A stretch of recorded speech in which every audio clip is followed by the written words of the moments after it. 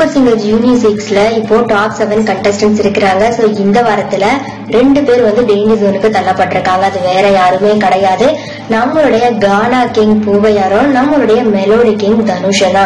So இவங்க 2 பேருக்குமே மக்கள் ஆதரவு ரொம்பவே அதிகமா இருக்குது. நம்ம பூவையார வந்துட்டு அவருடைய ஜோவியலான பேச்சினாலையும் அவருடைய சூப்பர் டூப்பர் பெர்ஃபார்மன்ஸ்னாலையும் செம்மையா கலாய்க்கிறது, வந்து ஸ்பாட்ல வந்துட்டு கமெண்ட் பண்றது, இந்த மாதிரியான அவருடைய பன்முக திறமைகளால மக்களை கட்டி போட்டிருக்காரு அப்படின்னே சொல்லலாம். அதே போல நம்ம தனுஷன் வந்துட்டு அவருடைய மெலோடியான வாய்ஸ்னாலையும் அவர் பெர்ஃபார்மன்ஸை தவிர மற்ற நேரங்கள்ல வந்துட்டு ரொம்பவே அமைதியா இருப்பார், ரொம்ப நல்ல பையன்.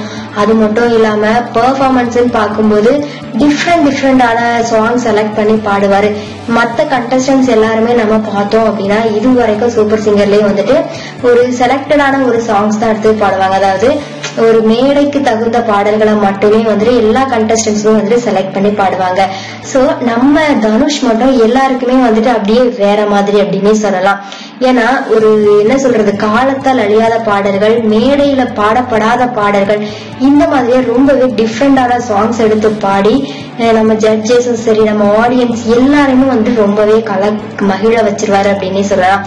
அந்த அளவுக்கு தனுஷ் அவருடைய மெலோடியான வாய்ஸ்னால எல்லாரையுமே கட்டி போட்டு வச்சிருக்காரு. சோ இந்த 2 பேர்ல இந்த வாரம் யாரு வின் பண்ண போறாங்க அப்படிங்கறது ரொம்பவே வந்துட்டு கன்ஃபியூஷனா இருக்கு அப்படின்னே சொல்லலாம். நம்ம பூவையாருக்கு வந்துட்டு மக்கள் ஆதரவு ரொம்பவே அதிகமா இருக்குது. அதே சமயம் நம்ம தனுஷம் வந்துட்டு ரொம்பவே அருமையா பாடுவாரு, ரொம்ப டேலண்டான கண்டஸ்டன்ட். கண்டிப்பா 2 பேர்ல யாரு வந்து வின் பண்ணாலும் மக்களுக்கு மகிழ்ச்சி தான். இன்னொருத்தர் வந்து இழக்க போறது கண்டிப்பா வந்துட்டு மக்களுக்கு வருத்தத்தையும் அளிக்கும் அப்படிங்கறதுல எந்த ஒரு டவுட்டுமே கிடையாது. சோ மக்கள் வந்துட்டு யாருக்கு ஓட்டு போடணும் அப்படிங்கறத வந்துட்டு அவங்க வந்துட்டு நல்லா சிந்திச்சு அவங்களுக்கு வந்து ஓட்டு போடணும். அது மட்டும் இல்லாம பூவையார் இதோட 5வது முறையா டேஞ்சர் ஜோனுக்கு வந்திருக்காரு. சோ 4 முறையா மக்கள் வந்து பூவையாரை காப்பாத்தி விட்டுட்டு தான் இருக்கிறாங்க. சோ இந்த தடவையும் பூவையார் வின் பண்ணுவாரா அப்படிங்கறது வந்துட்டு எல்லாருமே வந்துட்டு எதிர்பார்த்துட்டு இருக்கிறாங்க.